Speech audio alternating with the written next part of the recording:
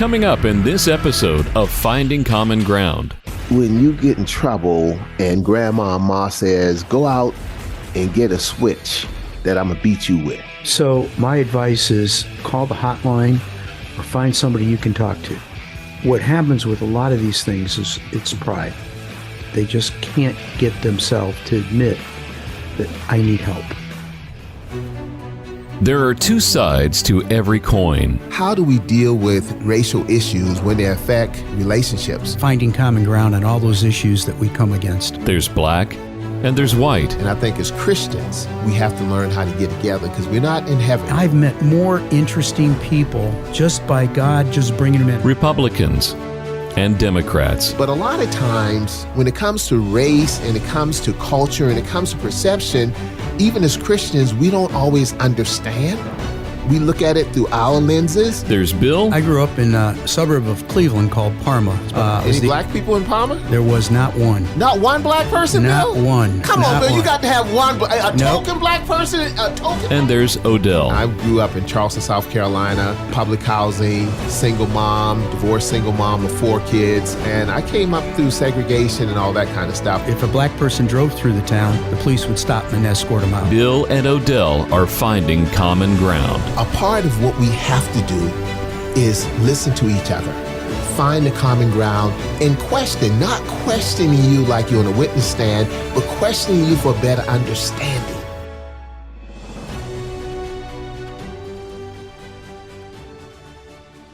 Father God, we just say thank you for being so good to us, God. God, thank you for all your grace and your mercy, and the fact that I had the opportunity to go home and visit with my mother this past weekend, talk to my brother, talk to my sister, all is well, God. Talk to my in-laws, saw them. It's nothing like family. It's nothing like family. God, we thank you and we praise you. In Jesus' precious name, we pray and believe. Amen. Amen. Dear Heavenly Father, just thank you for this week, all the events that have gone on, the good, the bad, and the ugly. Thank you for your hand in all 3 of those. And thank you for making it abundantly clear the direction you want me to go with my political career. Thank you for my supportive wife and family and my friends.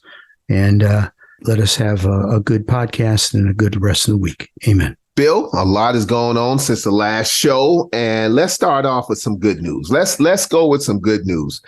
I saw our favorite college football coach, or I would say, like we used to call Rudy Giuliani, and we'll talk about that later, America's mayor. Let's say America's football coach for now, Deion Primetime Sanders. And I saw an interview that he did on 60 Minutes, and, it just talks about, for lack of a better word, it's almost like, let's take the high road. Bill, taking the high road is so hard sometimes because sometime when one takes the high road, people see it as giving up. Other people see it as, Odell, you're not fighting back.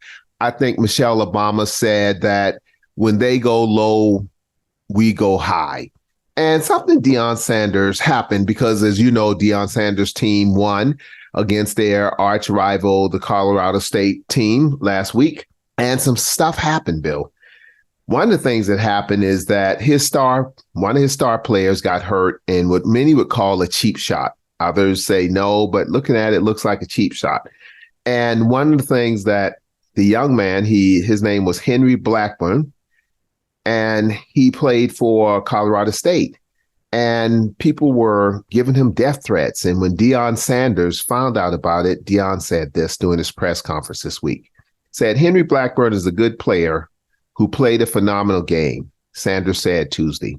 He made a tremendous hit on Travis on the sideline. You could call it dirty. You could call it. He was just playing the game of football. Whatever it was, it doesn't constitute that he should be receiving death threats. That's this still a young man trying to make it in life. A guy that's trying to live his dream and hopefully graduate with honors or degree, committed to excellence and going to the NFL. He does not deserve a death threat over a game. And, when Deion said that, it's almost like, wow, it'd be so easy for him to say, yeah, it was a cheap shot, yada, yada, yada. But in the middle of all the the prime time and all the bluster and all the stuff that some people may be irritated with Deion with, is always two or three sides to a person, Bill. And another thing he did that just made me so happy is that, Colorado Buffaloes have a super fan. Her name is Peggy Kopman. She's 98 years old. And after the game, he gave her the game ball. And then she was saying something like, hey, what should I call you? And she said something, Bill, that made me laugh, too. She said, good looking. So here it is, a 98-year-old white woman looking at Deion Sanders saying, should I call you Coach Prime, call you whatever? He said, call me whatever you want to. And she looked at him and said, just good looking. And then she said something. She said, must have been listening to our podcast. I guess, because I didn't know to get offended or not. But I'm like, let Deion have his shine. How come good looking only seems to show up for black men? No white guys. I don't know, Bill. Hey, don't hate the player, hate the game. I don't know. But then the 98-year-old said, play me my theme song. So, Bill, what's your theme song going forward? What's your theme that's song? A great question. That's a great question. I got to think about that. I don't know. There's so many options. I think it depends on my mood of the day. Well, obviously, you are in a good mood. You've been having interviews and everything else. But guess who else been having interviews? That doggone Merrick Garlin. People don't know who Merrick Garlin is, Bill. Merrick Garlin, just a quick, and I know you said, you always talking about everything going on. And I'm like, no. Merrick Garlin was the gentleman that our senator denied the right to be nominated or hearing with President Obama. Remember back in 2016, 7 years ago? That's where, in my opinion, a lot of this started spinning. When Mitch McConnell, didn't allow him to be even a hearing on him. But don't want to go down that rabbit trail. So now, 7 years later, Attorney General Merrick Garlin went through the interview with Jim Jordan, the chairman of the, House Judiciary Committee chair. And let's go back on how's he the chairman, because he made a deal with Speaker Kevin McCarthy that I won't challenge you to be the Speaker of the House. But what I want is this. I want to be the House Judiciary Committee chair, because that way I could go after everybody on investigations. What do you think about the deal between Jim Jordan and Kevin McCarthy, Bill? Shady. That's all I can say. Years ago, there used to be these cartoons with these big old fat guys smoking cigars in the back room making deals. Well, we don't have big old fat guys anymore. We just got people out in the public making deals and thinking we don't notice. It's interesting. I was listening to a little bit of it. I've been busy, so I haven't listened to all of it. But the part that I did listen, one of the congressmen was Jim Jordan was leaving the room after he made his statement, and they're grilling Garland.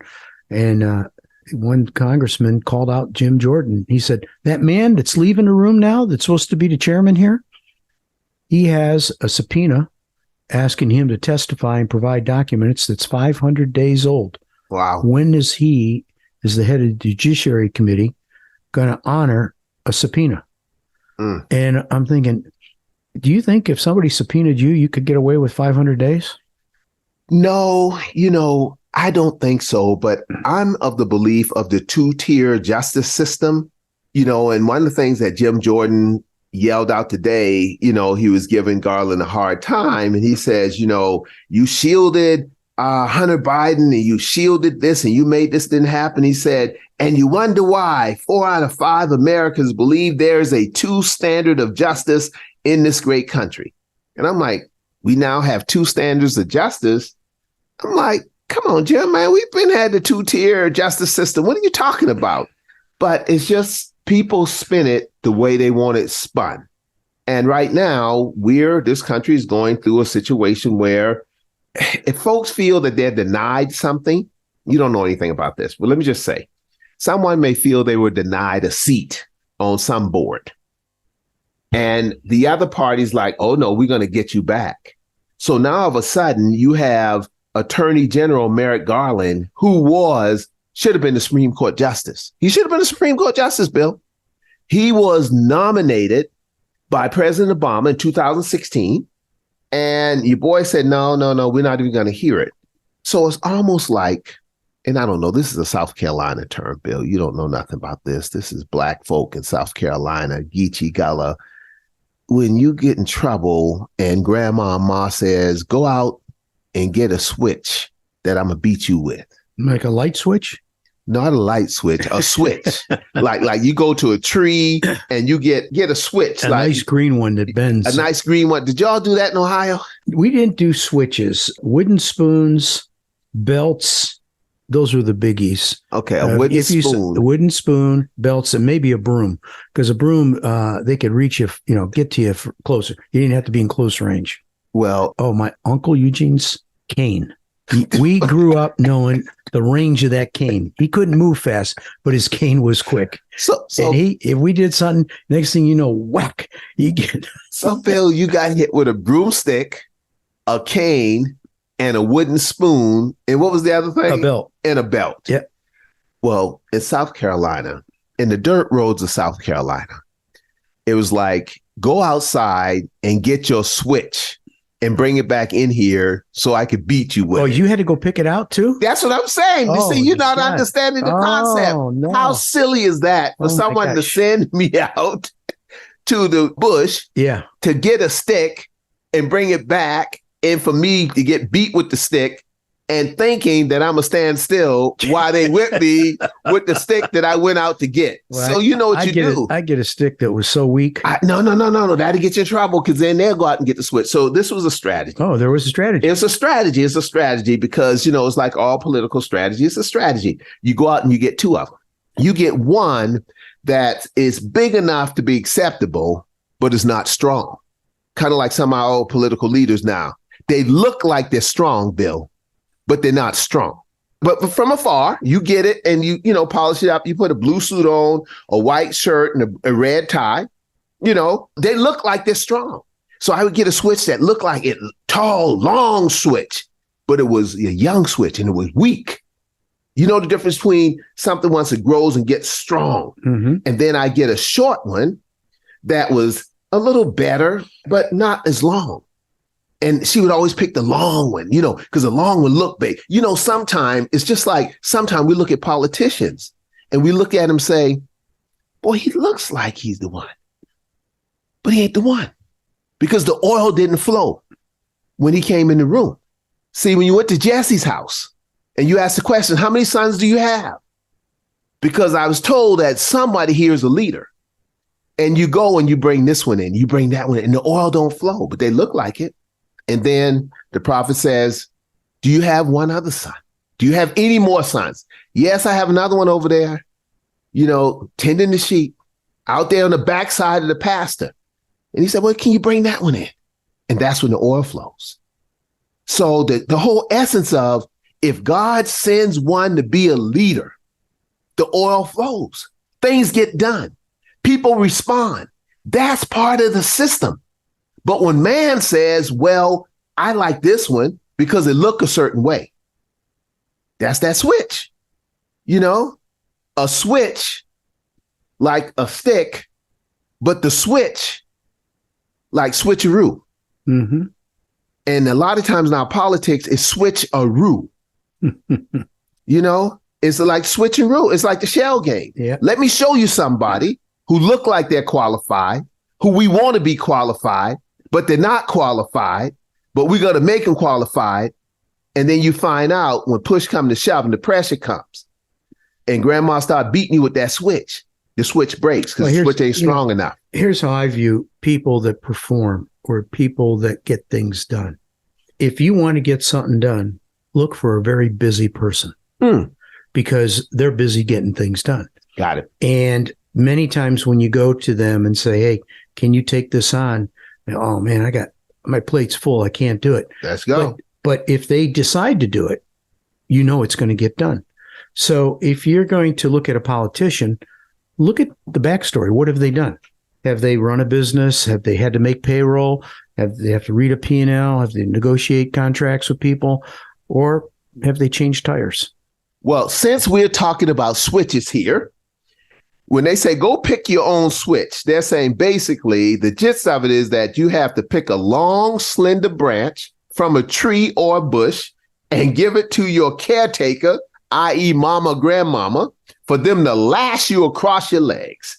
Then it says, if I tried to block the switch, if I tried to block the lashing, Bill, with my wrist, she would whip me even harder.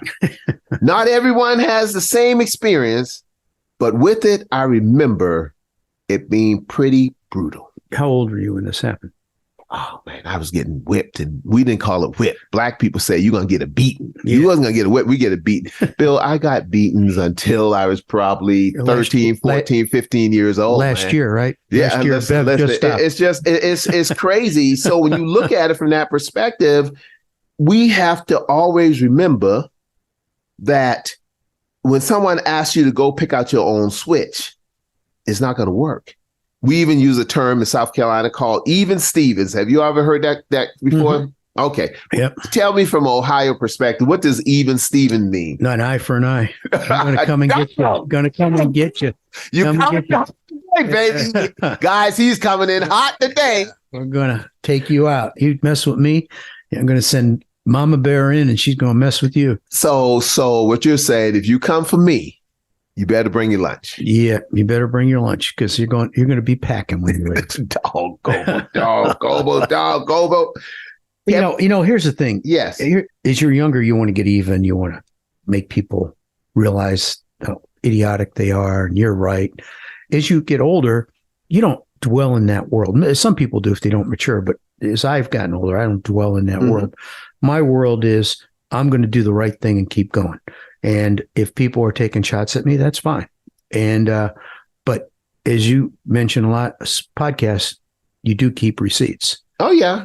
And so as you go on, and that opportunity comes where you have an opportunity to get back at them, you can do one of two things. One, you can get back at them. Okay. And the other thing is you can be more Christ-like and let them know that you can get back at them and say, I forgive you. So that's shooting across people's bow. I mean, that's a term I've heard. Someone shot across your bow, Odell, meaning that in the old days of pirate ships, if they're out there and the cannon is shot across the bow of a ship, it said, I could have hit you if I wanted to. Right. I could have destroyed you if I wanted to. I could have taken this issue further legally if I wanted to, but I choose to take the high road and not to. Yeah. Give you an example. I read a story about a man that had his own business, and his CFO was running the finances, and he found out that his CFO was misappropriating funds. Stealing, we call it, in the Black community, you all use terms like embezzlement and misappropriating funds. We call it stealing. Is that the same thing you're talking about? Yeah, pretty much. Okay, good. Pretty much. Good. All right. So he decided, and he called in his lawyers and the officials, police officers and stuff. They did an investigation. Sure enough, they found that he was doing it. So the police said, well, we'll file a complaint. You can file a complaint. You can prosecute him, and then he'll probably go to jail. And he said, no, I'm not going to do that. And he said, what are you going to do? And they said, well, I'm going to bring him in one-on-one and confront him with this. And if he's willing to admit it and be remorseful and pay back the money. All right, I was waiting for the pay back the money part. I was waiting for the money part. Okay, pay back the money. All right. I'm going to leave him as my CFO. Wait a minute, pimpin'. Wait a minute, Gobo. Wait a minute, Gobo. These are these white guys, right? Yeah. Okay, yeah, okay. Okay, this white people stop. Okay, go ahead. White people stop. Go ahead. Well, the guy was remorseful, asked for forgiveness, and said that he would honor that. Okay. And he also said that he felt that the guy's wife should know about what's going on. What you talking about, Willis? Yeah. So they agreed that they would bring the man's wife in and let her hear all this in front of her husband and let her know that he has got to go straight and narrow and repay the money. What you talking about, Willis? You ever heard that term before? Mm-mm. Okay. What you talking about, Willis, was on this TV show a long time ago. I think it called Different Strokes or something like that. And it was rich white guys who adopted to poor Black kids. And Willis was one of them. And the other one was a little short guy. I forgot his name, Arnold or something like that. But that's a term that Black people like say, what you talking about, Willis? That's a way like what you always say, shaking my head. Yeah. Because this story that you're describing is like, okay, I know it's believable because you're saying it. But when you said, I'm going to bring your wife in, it's like, what you talking about, Willis? Yeah. And the reason he brought his wife in was his wife would keep him straight and narrow. And so that sure enough, they did that. And he became the best employee he ever had. Wow. He said he never screwed up again. He came in early, stayed late.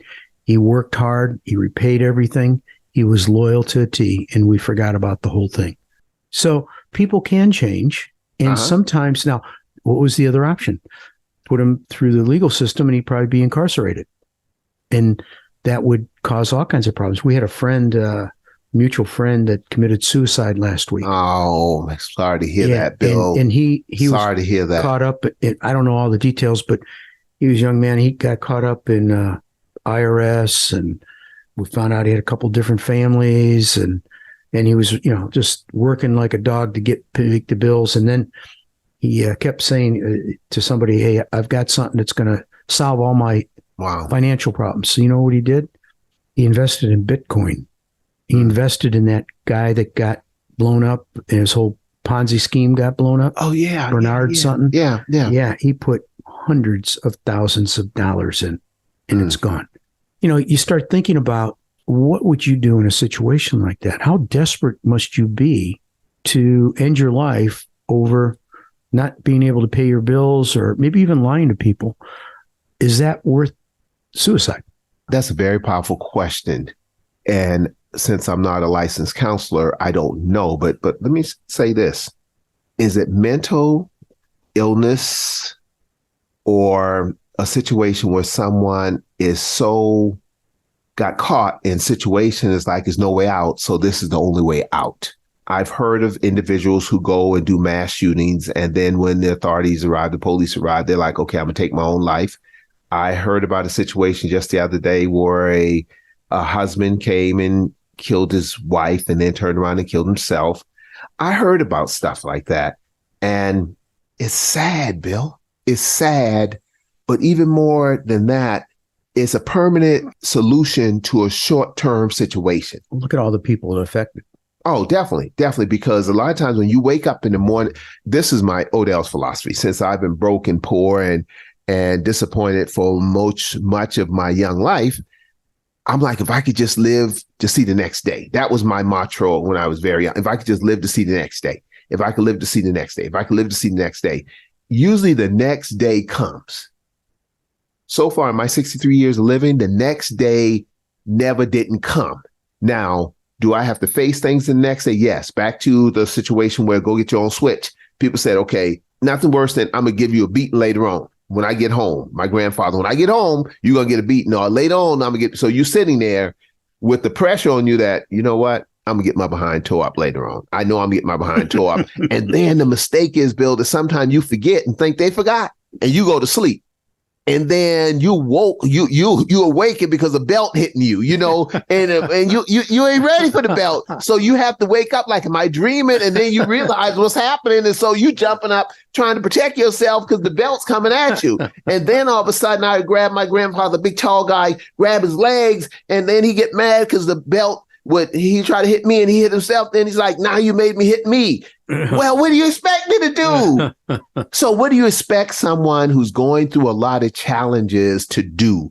We would hope that they would have someone to talk to first. We would hope that they have a professional person to talk to. We would hope that, but hope doesn't always work out. Well, if anybody that's listening to this podcast is considering that, reach out to someone. Now, that'd be a hard thing to say because you've probably got some pride and you don't want to admit your failures. But those failures can be turned into positive things. And there's no way your lens is letting you see that. So my advice is call the hotline or find somebody you can talk to. What happens with a lot of these things is it's pride. they just can't get themselves to admit that I need help, that I need to talk to somebody, that I've made mistakes. My goodness gracious, we all make mistakes. The only one guy I know didn't make mistakes. And I don't know about you, Odell, but I learn by my mistakes more than I do anything else. I bumped my head a couple of times, but you talk about people being resilient, though, Bill. Yes. Easier said than done. It is. It is a lot easier said than done. It's kind of like losing weight. It's easy to say, but hard to do. Listen. You talk to someone who's lost 60 some odd pounds and I'm proud of you. Kept it off. Thank you. And the thing about it is people ask, and guys, don't worry about it. I'm not going down the Odell lost weight trail, but people say who haven't seen me aside say, I didn't recognize you. And that was the kind of crazy thing about it when people they didn't recognize me. And then another thing people say, well, that could be kind of good. Well, another thing they say is, are you sick? Yeah. And I'm like, well, no, is something wrong? They said there's something wrong. Do you have cancer or is something wrong with you? I said, no. Then the question is, well, to your point of being hard, what made you decide to take on this hard thing? And I'm like, it was just time. And I guess what I want to say, but I don't because I'm trying to be polite, is that I was sick when I was running around 60, 70, 80, 100 pounds overweight. That's when I was sick because I was getting to the point where my body would not have handled it. And I know that trying to move into my late 60s, early 70s. So I want to be around. But back to that whole piece, though, Bill, about looking for help. Right now, Speaker Kevin McCarthy is trying to convene the House Republicans so we don't have a shutdown, trying to get a budget passed, trying to get all that done. But Representative Matt, my man from Florida, is a Ginza. He's always there. They said they found a discarded draft on the baby changing table in the men's restroom beneath the chamber and said that, declaring the office of Speaker of the House of Representatives to be vacant.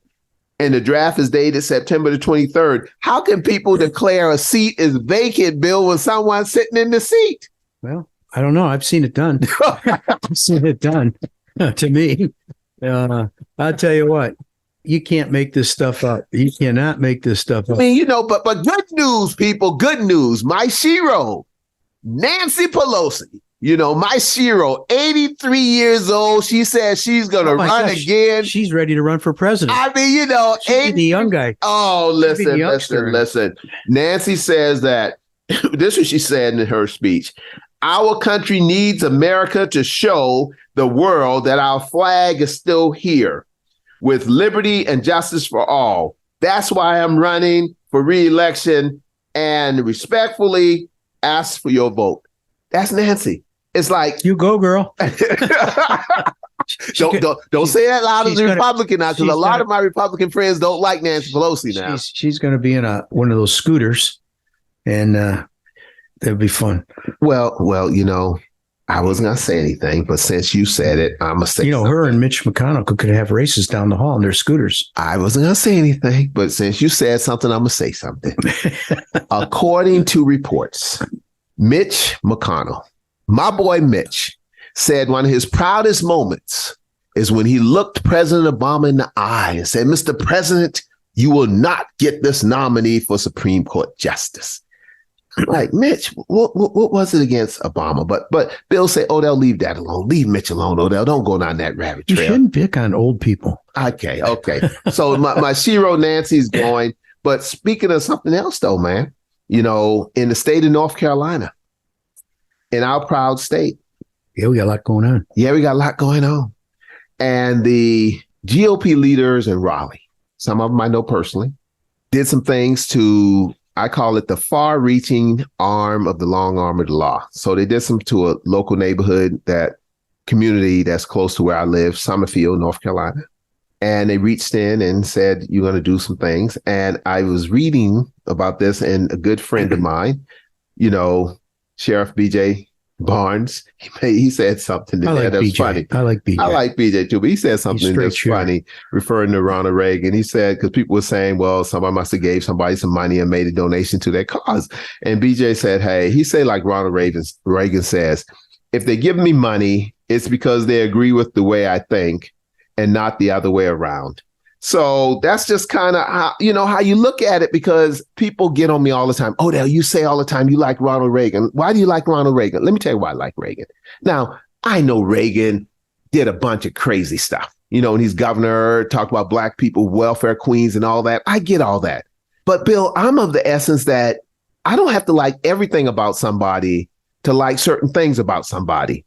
So, you have Tim Scott. Tim Scott's Black Republican from Charleston, South Carolina, running for president.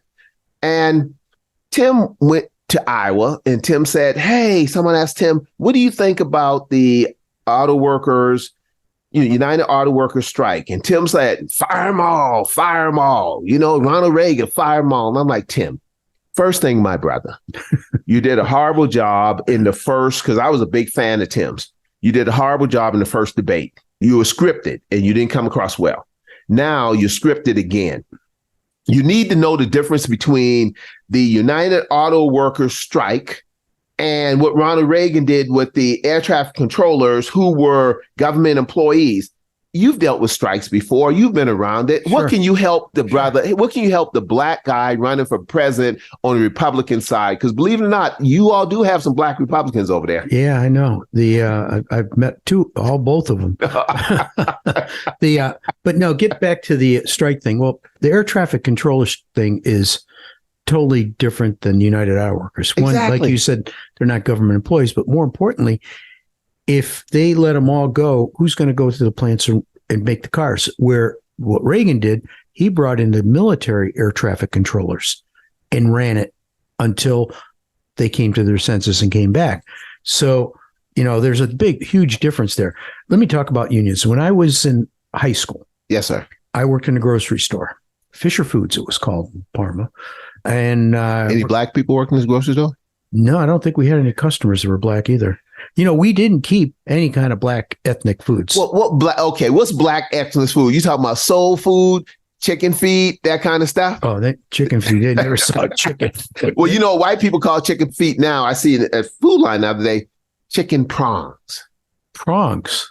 I'm like, what in the heck is a prong? This has been chicken feet my whole life. Now that I got bougie and call it chicken prongs. But go ahead with your story about the white subdivision in the white supermarket and no black people work there, no black people shop there. They didn't have black people food. Go ahead, my brother. So I get the job and I would go in on Saturdays. In fact, during my last 2 years of high school and all through college, I never had a Saturday off because I worked in a grocery store. And so I was a bagger. So I would bag and take carts, get the carts. And when I was making, I don't know, $7 an hour, maybe not even that much. It wasn't much, because I was part-timer. Oh, but I was 16. So you've been working your whole life. That wasn't my first job. My first job was a paper boy. And then I worked in a car wash before that. But anyhow, so I was working there and I got my paycheck and, you think, oh, I'm making $7 an hour. You work 10 hours, you got $70. So I'm thinking, oh my gosh, I'm going to have $70. What am I going to do with all that money? Well, then you look at your thing and you learn about taxes. Yes. You learn about taxes and you learn about Social Security. Yes. And you go, oh, wait a minute, the federal government took money. What's this Social Security thing? And then the state took some. And there's union dues. I didn't even know I was in a union. FICA. Yeah, FICA. Yeah. So I had to pay union dues as a part-timer. And I never saw a union representative. In Ohio? In Ohio, yeah. It was Local 880. I remember. And I still know where the office is. And they would take money out of a high school's paycheck for dues. And they never did anything for us. I never got a raise. If I got a raise, it was because Fisher Foods said, hey, you're doing a good job. We're going to promote you to, some job. But they didn't do anything like that. But it was union. And I became a little soured on unions because I can see them wanting dues from somebody that's working and they're getting the benefits. But a part-timer that's working 8 hours a week, you're taking, $10 a month out of his paycheck, which back then was probably a month's worth of gas. That really soured me on. And then I've seen in businesses where union demands have shut down businesses. And now I don't know all the details of the United Auto Workers. I do know that United Auto Workers did bail out GM and Ford when they had all those problems. And so I don't know if it's time to pay back that or not. But it's interesting. You didn't hear any strikes on Toyota, Nissan, BMW, Mercedes, Teslas. You don't see any. Why is it just these? Well, maybe the name and not trying to be funny. United Auto Workers strike. Now, from the UAW strike, Bill, from what I understand, it hit Ford, General Motors, and Jeep, which is the parent company of Stellantis, if I'm not mistaken. Yep. And it says is illegal under the National Labor Relations Act to fire workers for taking part in a lawful strike. So none of the big three have claimed that the auto workers strike is unlawful. That's interesting. But you're right. So you said a lot of the foreign companies are not having strikes. Yeah. Interesting. More than interesting. And what's interesting, if Tim Scott is going to be running for president of these United States of America, look like he would know the difference between what he can and can't do. Or maybe he's just out there throwing red meat. Well, see, if I was a candidate, you are a candidate. Well, here's how I'd look at it. One is, why are these other companies not having strike? They're not unionized. Okay, why aren't they unionized? Okay, so you dig into it, and what you can look at a company, a couple things. You look at their profit and loss statement, or income statement, balance sheet. You get an idea. You actually know business. See, you talking like someone who knows business. You'd like to do that. And then the next thing you're talking like a politician who understands how business is and those things that he or she is over actually operates instead of just throwing out red meat lines. Yeah, you got it. That red meat stuff is just a diversion for lack of knowledge. Wow. And wow, I never heard that before. Yeah. So the next thing you look at in a company is what's the turnover rate of employees. If the turnover rate is high, it tells you that dissatisfaction, there's something going on. So it's kind of like an indicator, like your check engine light. Okay. So then you want to go and diagnose. So what's happening? Why are people going? So I went to the Toyota plant in Georgetown, Kentucky. They make Camrys and a couple Lexus sedans. They give tours. It's like Disney World. They walk you through it. And I went there because I was studying lean business practices. And Toyota started it, or was one of the big ones started, and they use it. And I wanted to understand how it was working. Right. So when they were up there talking, they have an auditorium where they do a video, and it's all good PR. And is there any questions after the tour? And I said, yeah, I've got a couple questions. What is your turnover rate of employees? Now, they got to understand there are 9,000 people in this place. Wow. And he said, if we get to 0.9%, we're worried, meaning there's no turnover. Wow. I said, why attribute to such a low turnover? She says, well, we look at the area we're in, and we take the average pay, and we increase it 50%.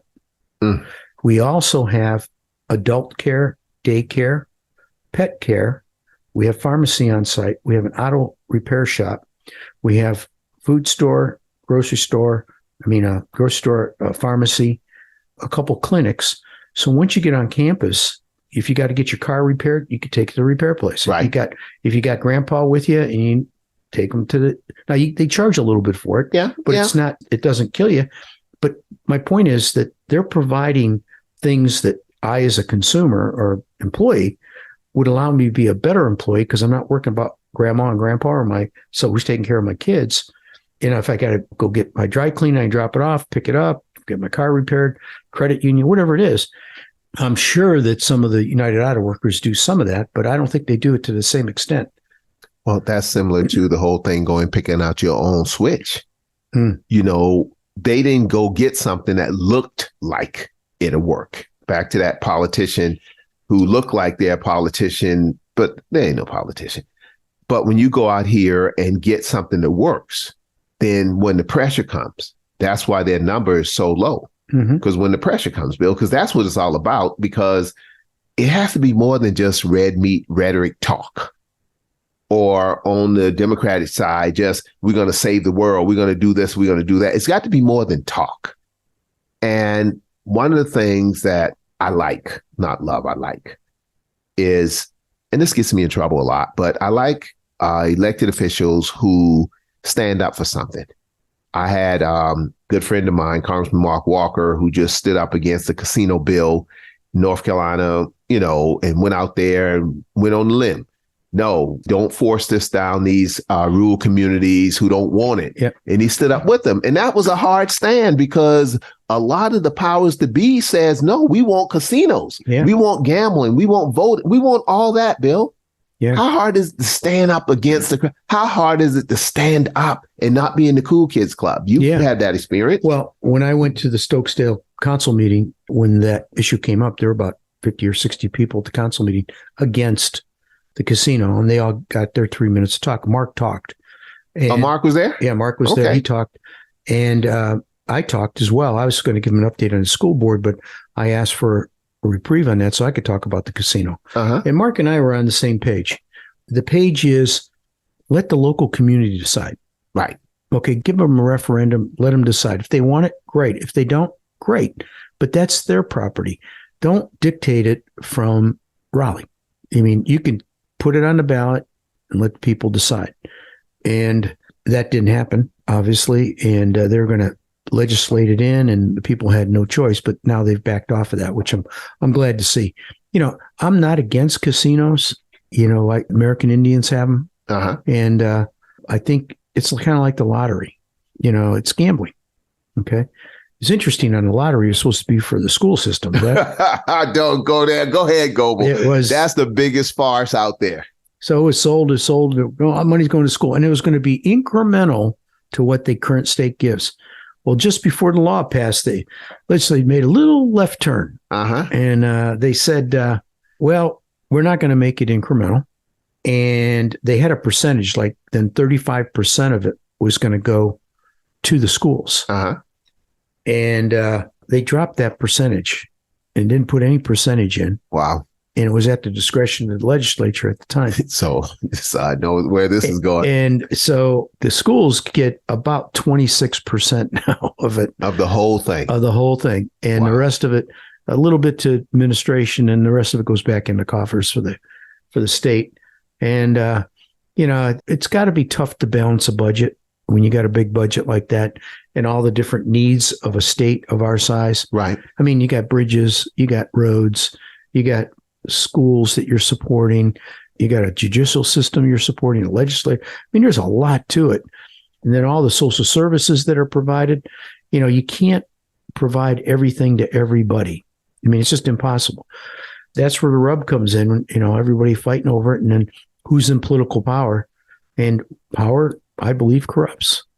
Well, yeah, but Bill, when it comes to gambling and casinos, now give me a minute. You just got back from Vegas, right? Yeah, I got back from Vegas.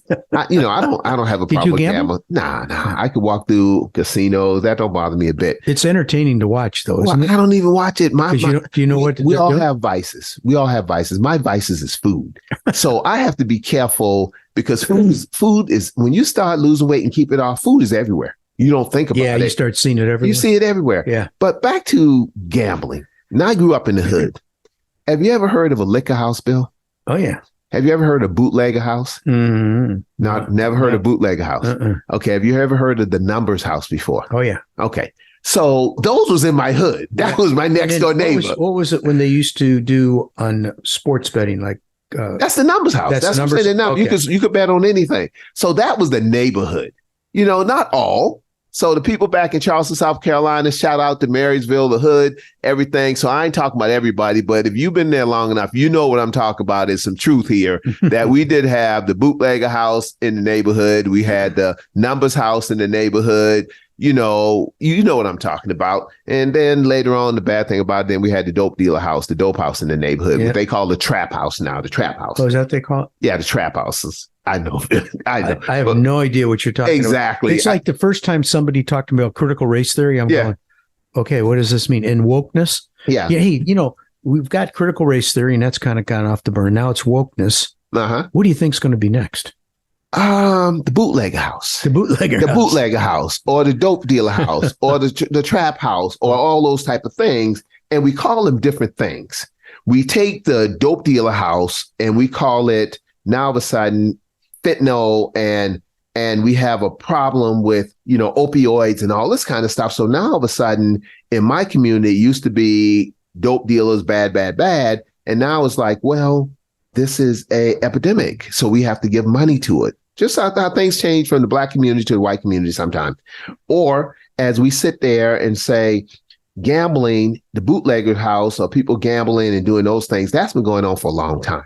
But the state of North Carolina has some decisions to make. And I think Black voters are going to be a big part of this bill, because for a long time, we talked about Lieutenant Governor Mark Robinson running from the Republican side, who has a big lead.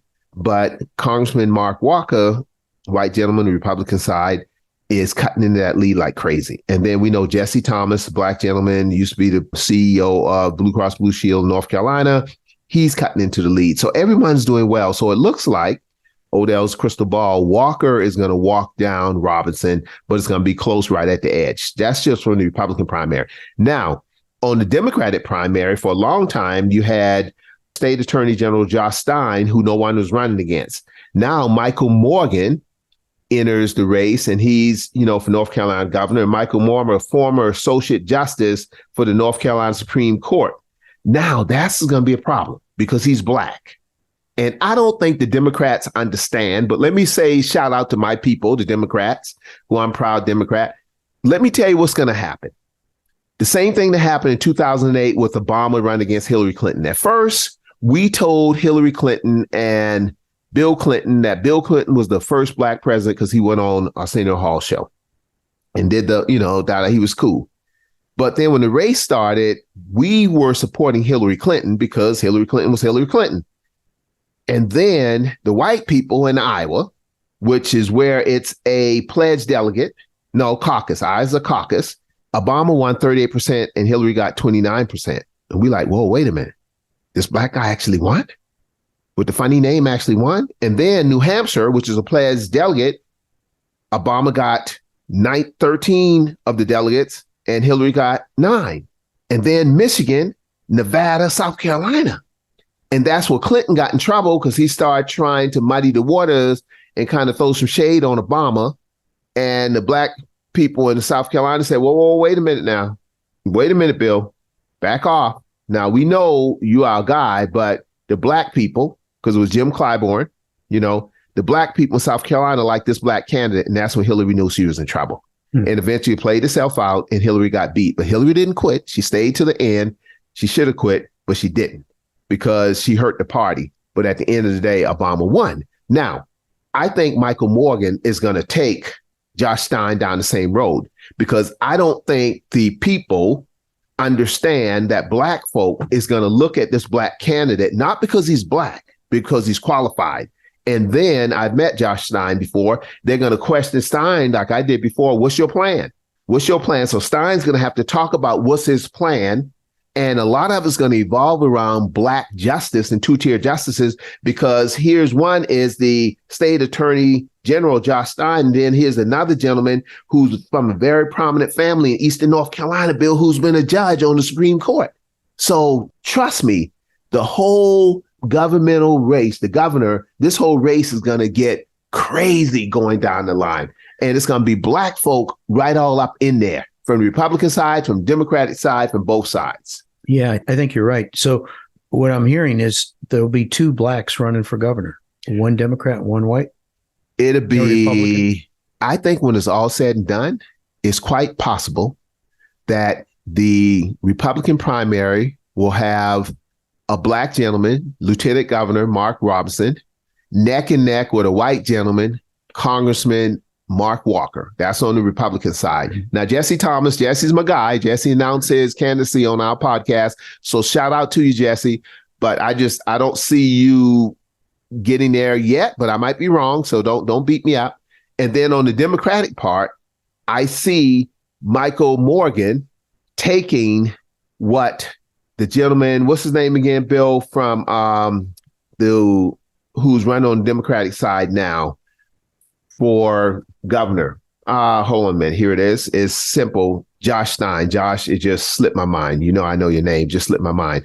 But I think Michael's going to give him a run because Michael is from a prominent family in Eastern North Carolina. Eastern North Carolina, usually Republicans, not Democrats.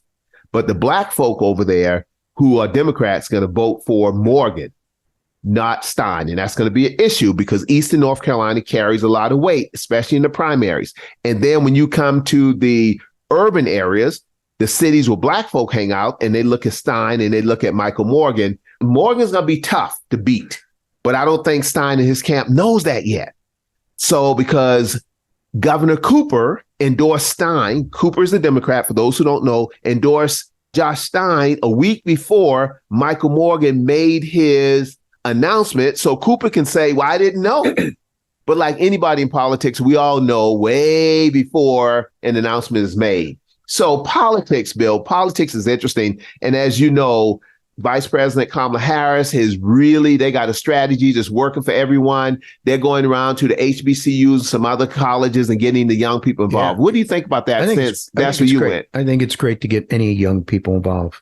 I think for them to get involved and vote and see how the process works and have a voice. My viewpoint is if you're not voting, you don't have a right to criticize. Wow. Say that again. If you're not voting, you don't have a right to criticize.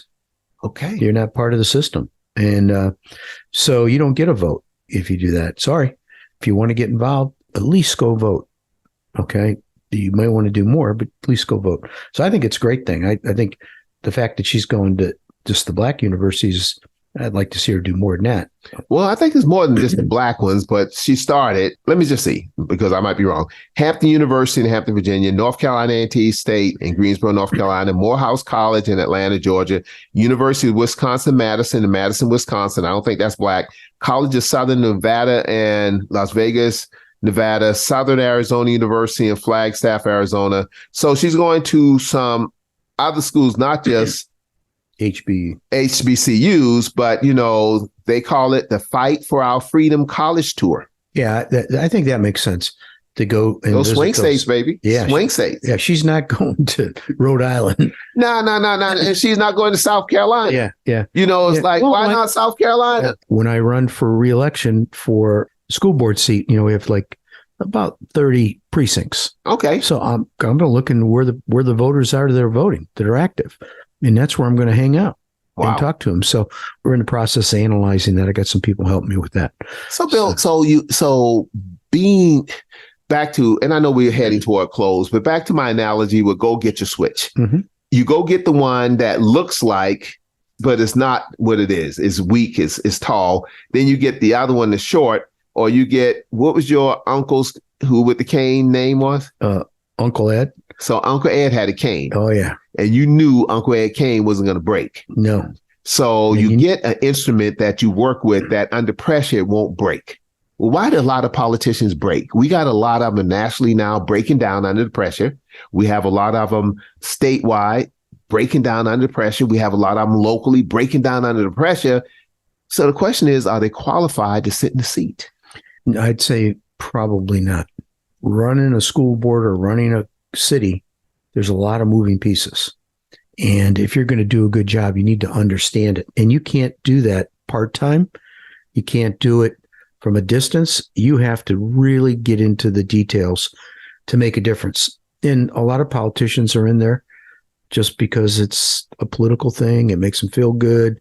There's certain people that, and I find the longer you stay in an office, if you're doing it right, you're understanding the issues. I'll give you an example. You're a pastor. Yep.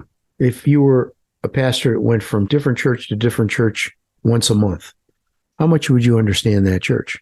Not much at all. No. Not much at all. Yeah, and that's my point. If you're going to be a leader, then get involved in the details and lead. In fact, I just got an email from not for my guy who called you your lefty. What did he call me last night? Your leftist, double T with your leftist pastor guy. Yeah. Not that guy. Oh, yeah. Either, right? That guy is a bozo. Okay.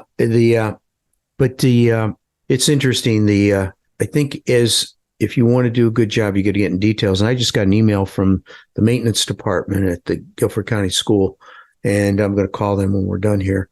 They've got a couple things going on, and I want to get involved with them and help them as much as I can. So there's 60 people over there, and went and spent 2.5 hours one morning from 7 to 9:30. And I'm not a morning person. Right. So I stopped and picked up 60 biscuits with egg or sausage, I think.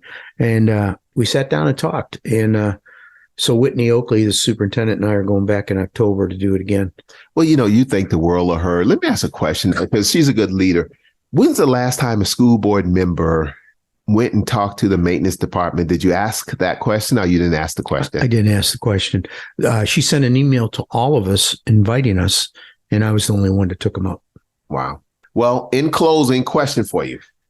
Hunter Biden is suing the IRS over tax closures after a agent testified before Congress. So Hunter said, you all are exposing my taxes.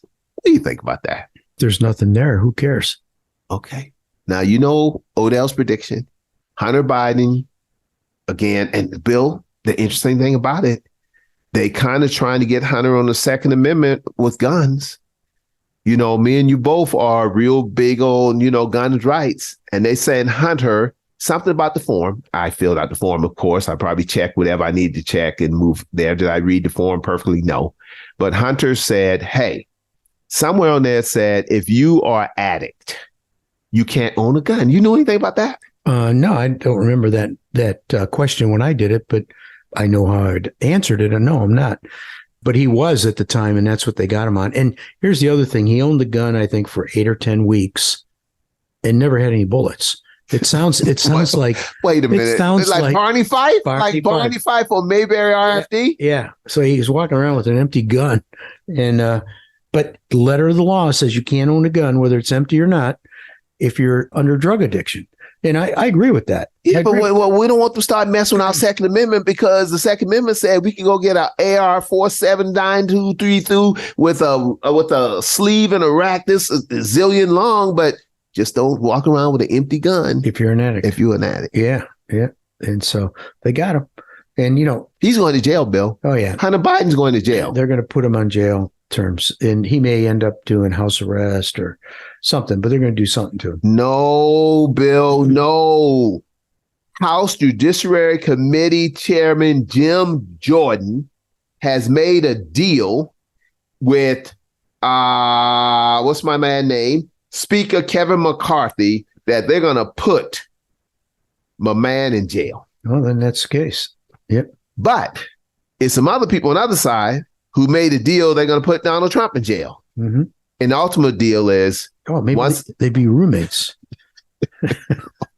Man, listen, more people are starting to flip on Trump now. I can't even keep up with them all. They could run for president of the jail. Trump, Biden running against each other while in the jail. No, you don't understand, Bill. Let me help you out. This is nothing that I'm proud to say, but a lot of people incarcerated look like me. They don't look like you. So when you go to jail, Trump ain't running nothing. Not nothing. He ain't running nothing in jail. Yeah. Biden ain't running nothing in jail. Jail is a whole nother thing. Now they got what we call federal prisons for rich white people to go in. That's some rich black people. That's where Trump's going. But even those, prison is prison. Mm-hmm.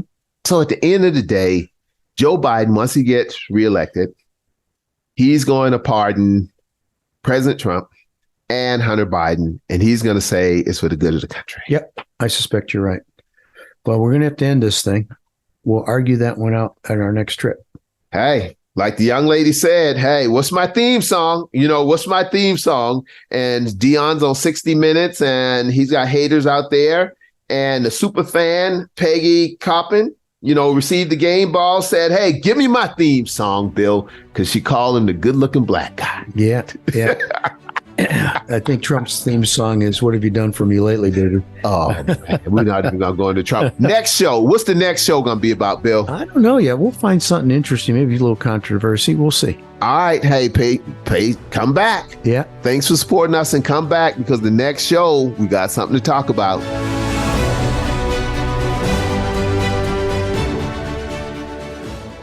Find Bill and Odell online at thecommonground.show.